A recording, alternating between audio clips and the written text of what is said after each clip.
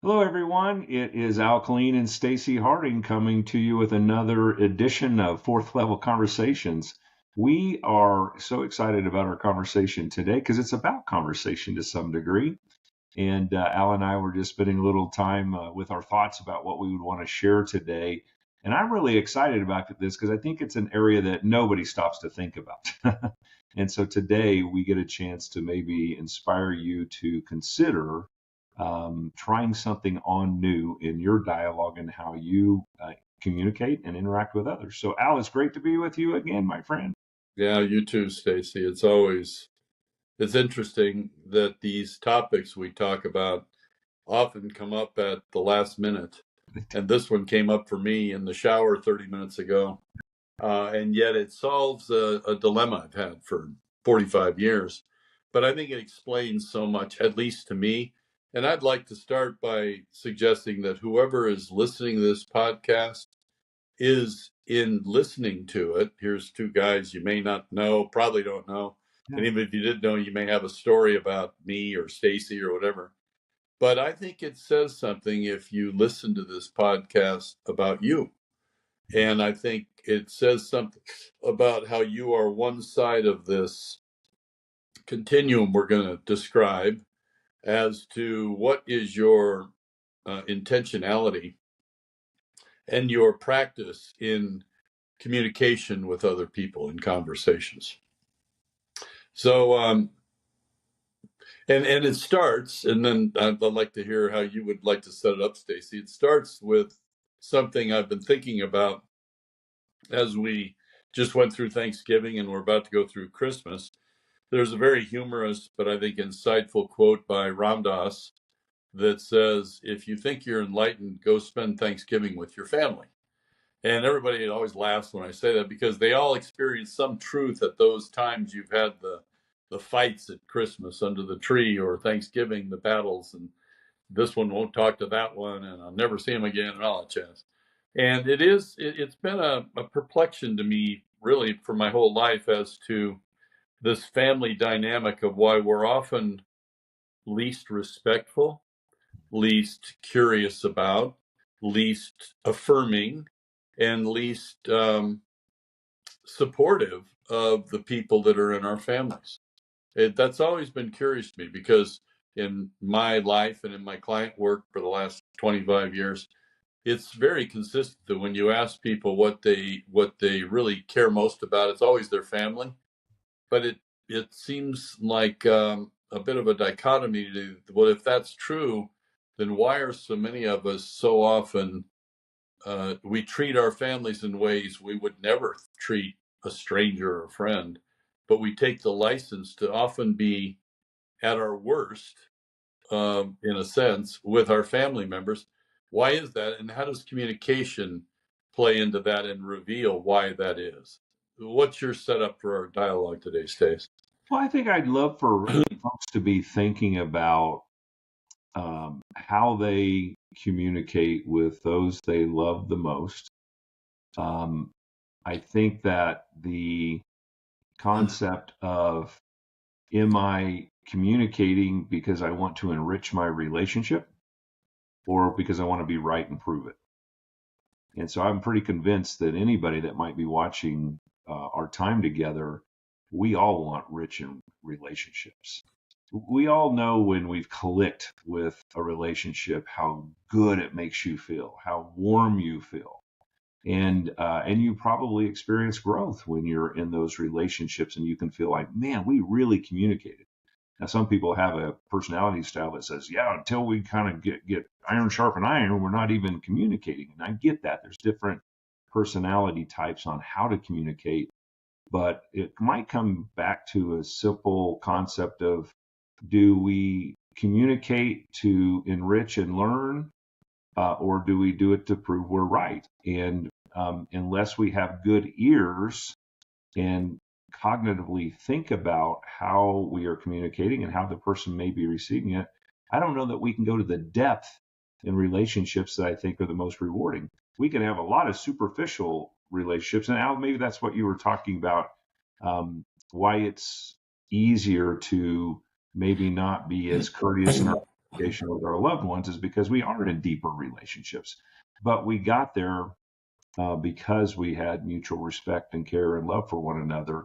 Um, and I'm not sure why we dropped that sense of respect in our communication with those we love. So expand on that. Well, yeah, and I think it goes beyond family, even to friends, colleagues, and acquaintances. I say before anybody who may watch this that it's interesting to me, Stacy, that I have so much more respect and regard, gratitude, and um, inspiration from who Stacy Harding is today than I had previous to a year or two ago when we first got into a closer relationship.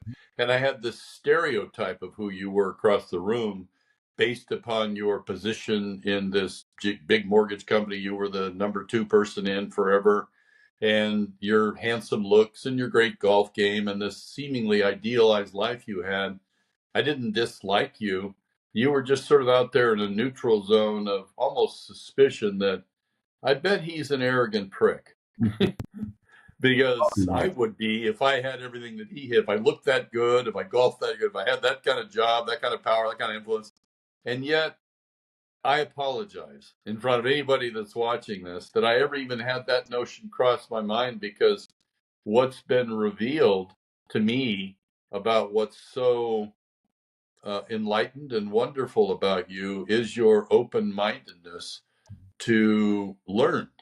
And not from me, I don't even teach anybody, but from our dynamic and from people out there in the world. And what I am struck by is how authentic you are, how humble you are, and how committed you are to using communication and these great gifts that God gave you to grow your sense of understanding of who you are. So I'd say in many ways, you're emblematic of one end of the spectrum of the two extremes of intentionality and communication. You are a level 4 person who is a learner that is gathering information from others, and you don't believe you already have all the answers. And in that, you are in a process of expansion, and that will, in my opinion, ultimately lead to you expanding to an understanding eventually that of your true self being your soul, beyond a belief that your soul, an experience of you being your soul, because it's the expansion of knowledge that expands our understanding of all of it, including who we are.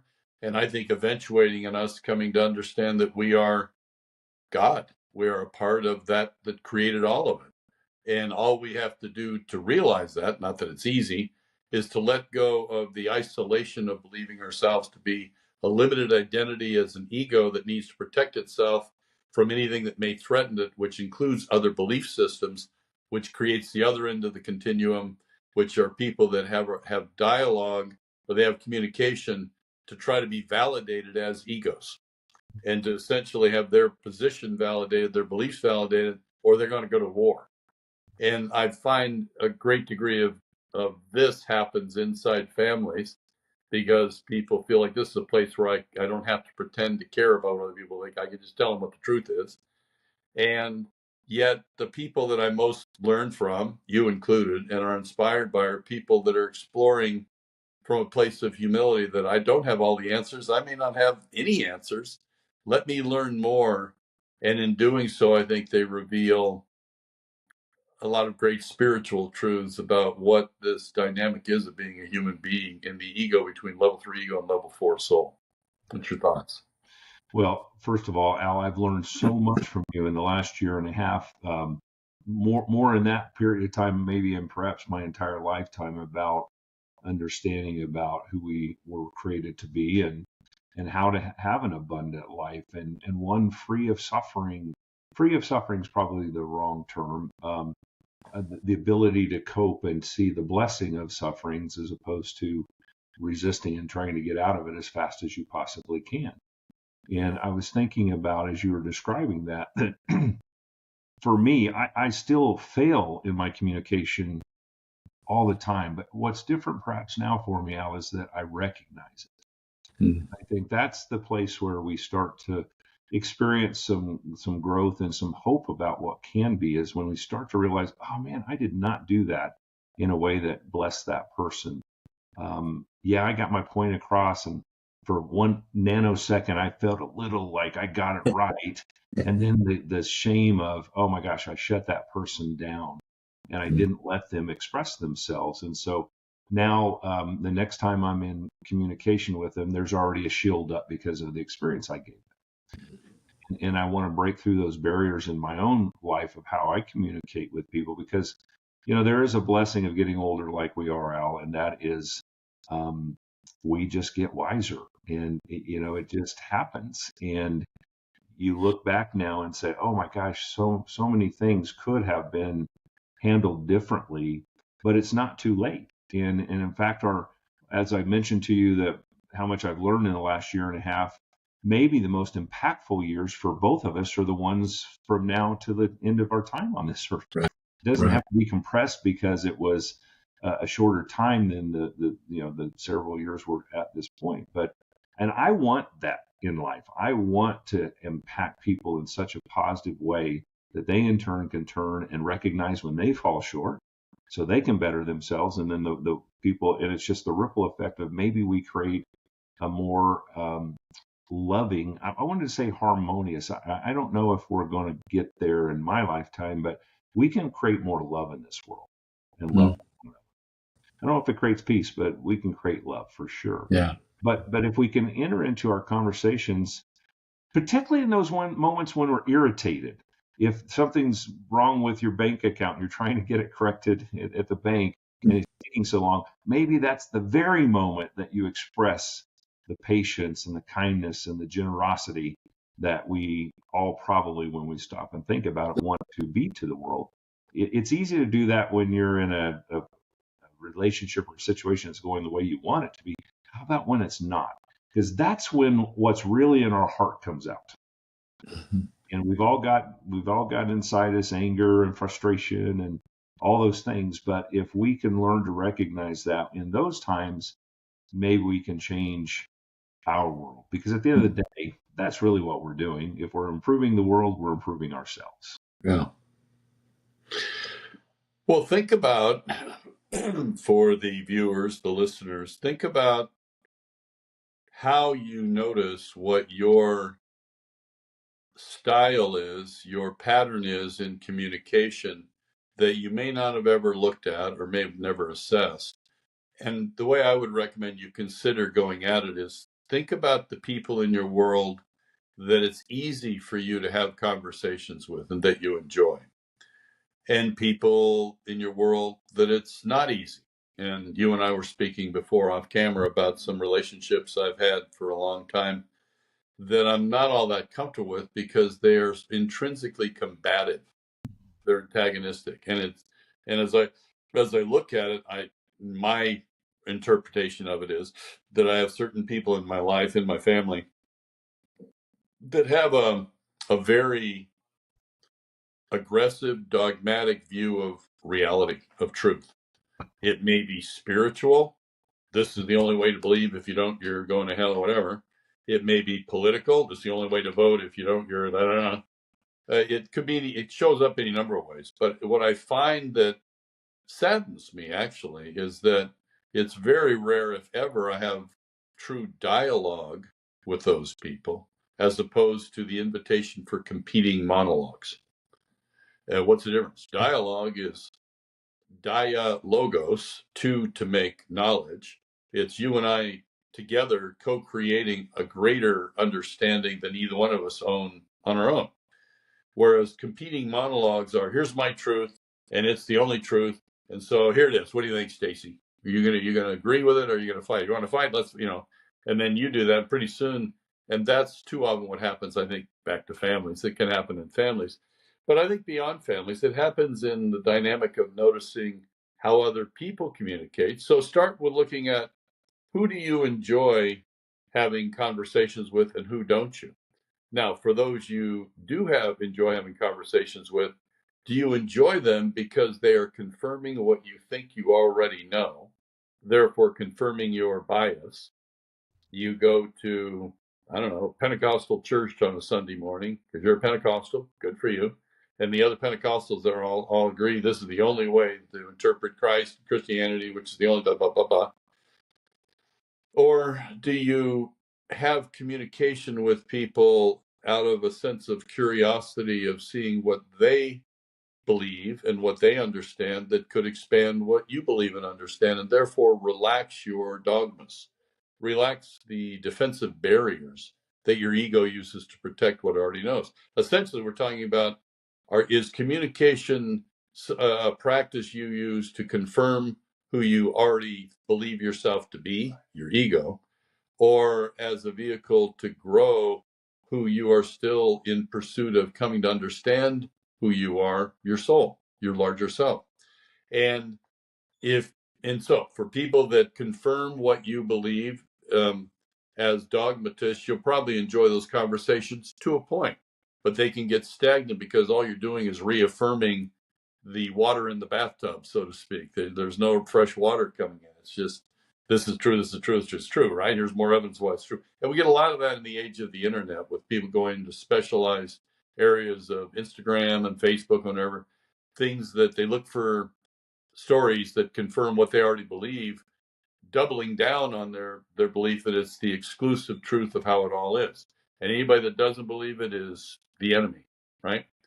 But the other side of it is, if you use communication as an invitation to learn more, and I look at it frankly that I'm learning from God through other people, whatever God is, I'm learning what the bigger truth is, not only through what they say, but who they are in saying it, and why they're saying it, and how they approach it.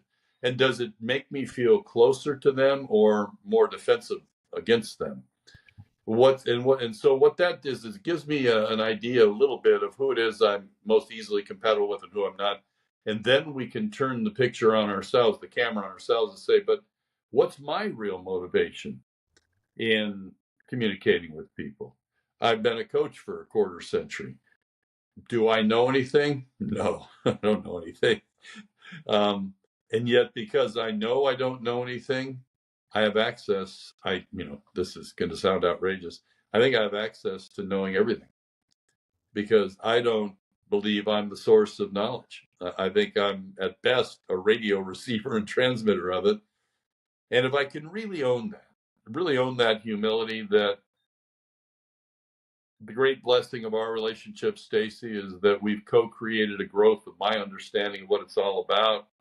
And you say very kind things, but I always sort of smile when you do, because I realize it's like you're praising the radio for the quality of the transmission, is the way I look at it. Yeah. And I think, frankly, when I have that attitude truly, and I do, I learn as much or more from my clients who are calling me and paying me to give them coaching or opinions about perspectives. And I think it's why it's been effective for 25 years, is because I hope I don't put people in the position of ever thinking I'm a knower and that I'm a font of wisdom.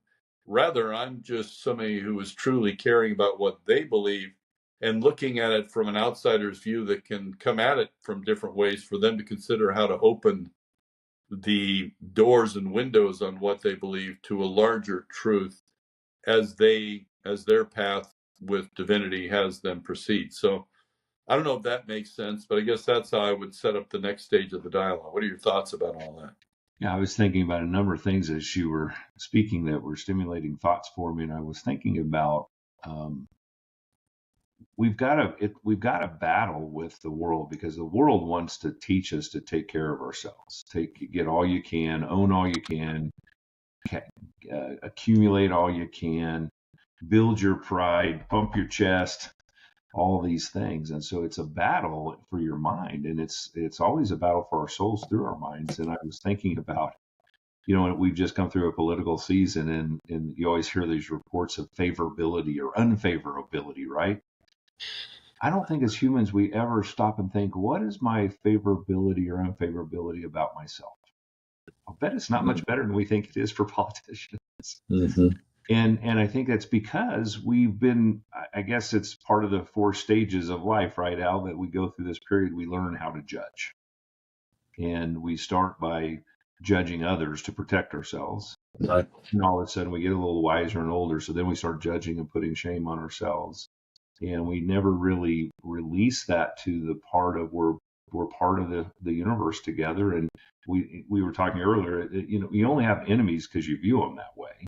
Right. And if we can think about how we perceive things, I was thinking also about we're in the holiday season and it's the time of year we give gifts and receive gifts. What if we could this year give the gift of patience and listening and opening dialogue with our family ones during the holidays to set, and maybe even we confess and say, when we've got together, I've always wondered, if I could just get you to understand the way I think the world is. And this Christmas or this holiday season, I want to hear how you think it is. And I'm going to do my best not to tell you you're right or wrong. I don't know. It just, to me, it seems like that might be a memorable holiday season if we were to just say, how are you doing? Tell me what you're feeling and what's going on in your mind, instead of me telling you should feel a certain way. And for guys, that's beautiful. I love that. It's a little harder, I think, because I think we tend to want to fix things and tell people how they think. And I did have a coach years ago tell me that, in relationships, you can work to prove you're right, or you can work to have a healthy relationship. And sometimes you'll get to be right, and sometimes you can think you're right, but you don't have to tell everybody else you are. Yeah. Yeah, I think that's great. I mean, as you were speaking, I was thinking, well, what might be a way to invite a communication that's a change of pattern with people in your world, family, and otherwise, that may change the relationship and the dynamic. I was sharing with you before we started the podcast that one of the, I think, sadnesses and disappointments I have about my family is that they have such a lack of curiosity about what I'm interested in, what I do for a living, what I believe. They have zero interest or curiosity about that, and always have. And this isn't my biological family, it's the family I'm married into, because they have me in a box of knowing. They already think I am this list of labels they have based on their experience filtered through their paradigm of what they think is true. And that saddens me because I realize that's then going to be just a one-way street where at best all I can do is show curiosity about their world, which I've honestly tried to do for a half century. And so they give me their story about their world without reciprocity, without any curiosity about my world. So I wonder if it might not be an interesting dynamic in, and maybe particularly family relationships, would be to, instead of the normal pattern of dialogue that you have with people in your family, what if you invited a new dialogue that said, hey, we have this tendency in the way we talk that, we talk about the news that confirms what we believe is true, and we happen to share beliefs politically or whatever it is, or we differ. But how about we, at least for just this moment, for something different, what if we addressed this question about each other? What am I curious about in your life, Stacy? And not so I can figure out whether you're a friend or enemy, but because I'm going to be open to trying to understand how you are looking at whatever you want to bring up that I may not be aware of, and how you're seeing it and what you're going to do with that. And then what are you curious about in my life in that same spirit? I wonder if that may not open a door that's been rusted shut out of the practice of mere dogmatic confirmation in relationships that you're close to because you feel like you already know me or I already know you. I don't think we do. And I think we should. I think it's one of the real wonders of the world is the ability to be curious. An experience a number of years ago on a hunting trip, a bird hunting trip with my son, who was at the time 14. And we were with a gentleman that I respected very much, like I do you, Al, very wise. And much of a mentor and so forth. And he felt led for some reason to spend an hour with my son and I and just talking about his growth, my son's growth, and what was coming up as he was heading into high school and beyond. And I remember the greatest message he said is, if you want to have a blessed life, the most important thing for you to be is to be curious your whole life. Mm. And I've never forgotten that. And you brought it back up today. And I think about that. The curiosity causes us to not think we know everything. It puts us in a frame of learning instead of assuming we've got it all figured out, because whatever any of us think we really have figured out, we're just on the tip of whatever that knowledge is anyway. Maybe we've been able to use it to produce some results in our life and get some achievement, but it could go deeper. And so I wonder if we could just create this curiosity. We were talking, before the camera also about your love for history, and you have a curiosity around that. I've had some of that as well, but as a result of that, you've formulated this ability in your life to have that knowledge to share with others. And somebody may say, well, he's just smarter. Well, it's not necessarily that you're smarter. You just dedicated your curiosity to it. And then we were given this magnificent brain to retain information and communicate it to others. Right. What if we could study about relationships? And maybe that's what these podcasts are all about anyway. But learn and just always be in a learning mode. And I think this, if you don't want to grow old fast, stay a learner. Yeah. We've all watched people. Yeah. As they get older, they stop learning, and then what happens? The world starts shrinking. My dad, for sure. Yeah. And I think that sometimes there's physical abilities. I can't read anymore. I have eyesight problems or whatever as we're getting older. But I really hope if there's a message that we could convey to everyone as you're aging, I don't care if you're 15 today or you're 75, keep learning. And because of that, it will create that curiosity for you. And then all of a sudden, people will see that in you, and you'll become curious about their lives instead of thinking that they're off track and they need to be brought back on track because of so much I know. That's brilliant. I think it succinctly boils down today's podcast to examine whether your communication habit is revealing that you are primarily afraid or curious.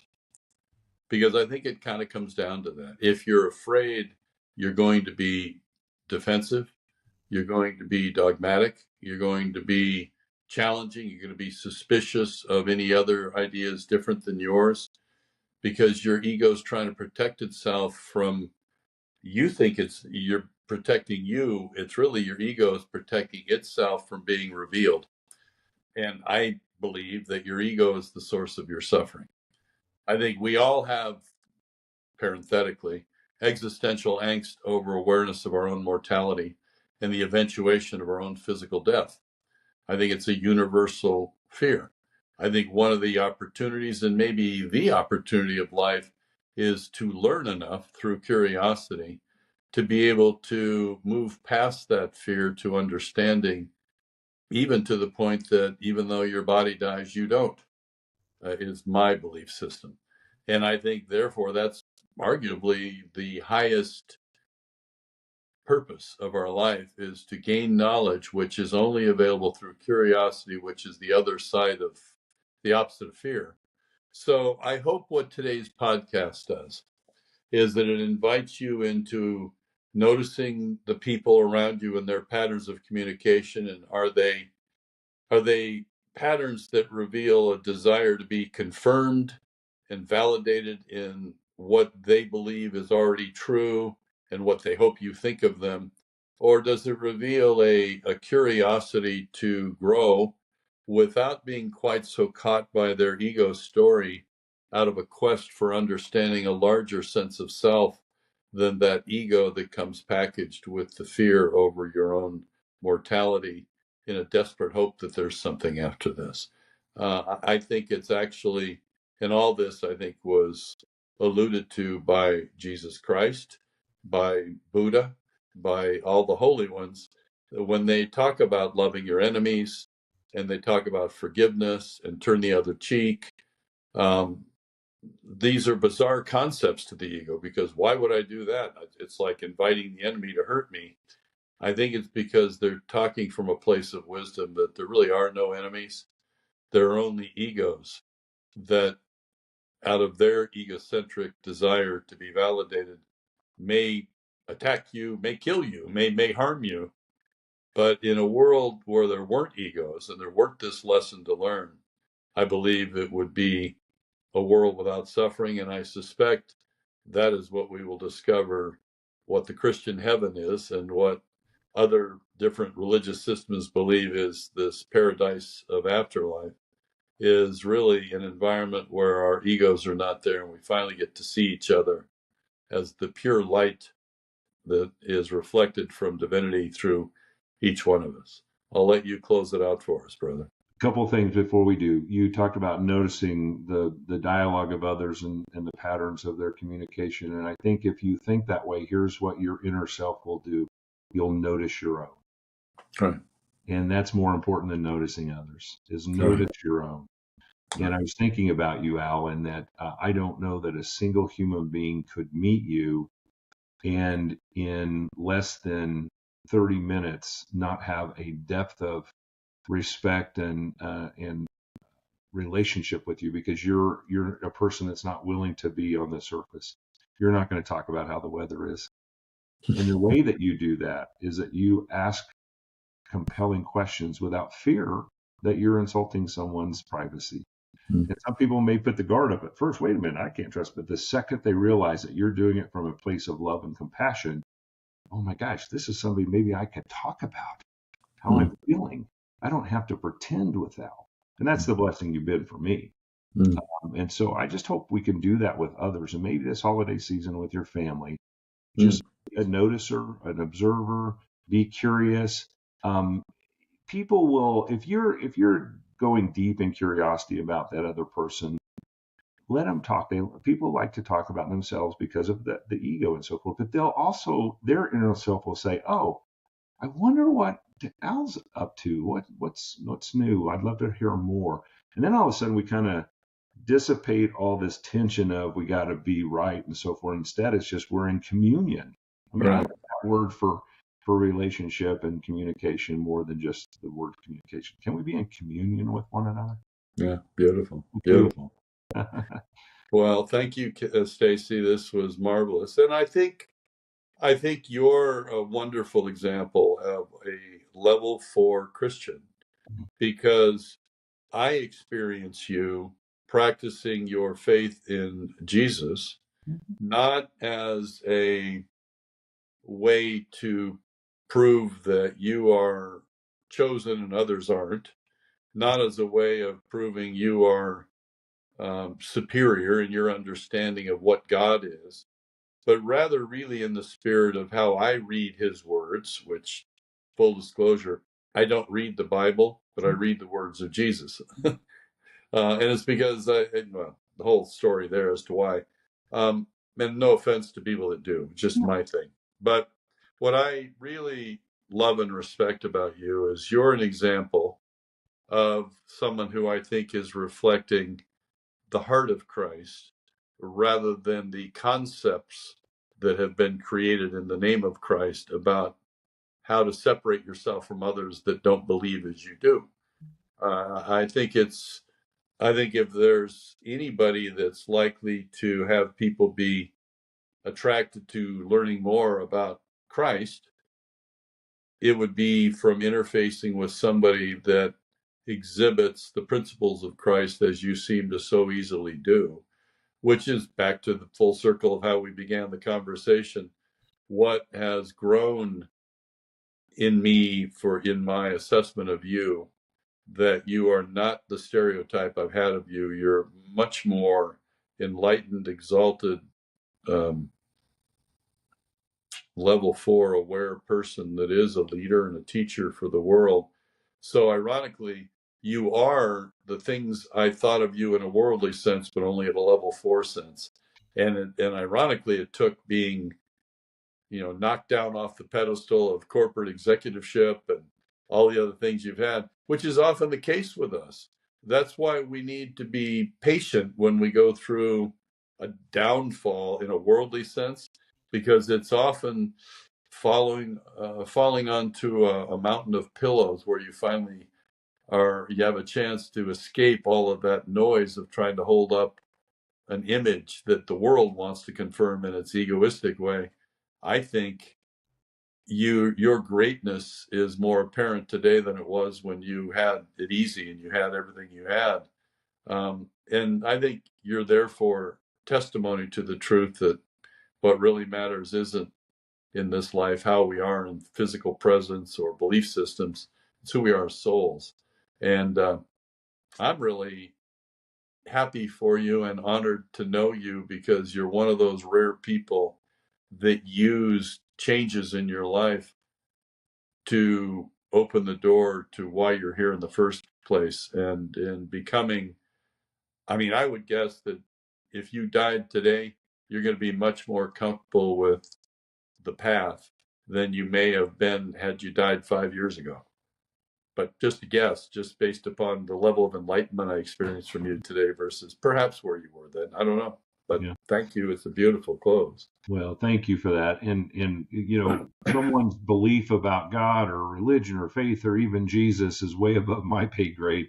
But here's what I do know. Anybody that would spend time studying the life of Jesus, you would see that this was an example of love and compassion and forgiveness and kindness. And that I can try to emulate no matter what my thoughts are. Beautiful. Beautiful. With that, we thank you. We wish you all happy holidays, Merry Christmas, Happy New Year. We look forward to being with you in another episode soon. Al, love you, brother. Thanks so much. Love you, man. Blessings, my friends. Take Bye-bye. care, everybody. Bye-bye.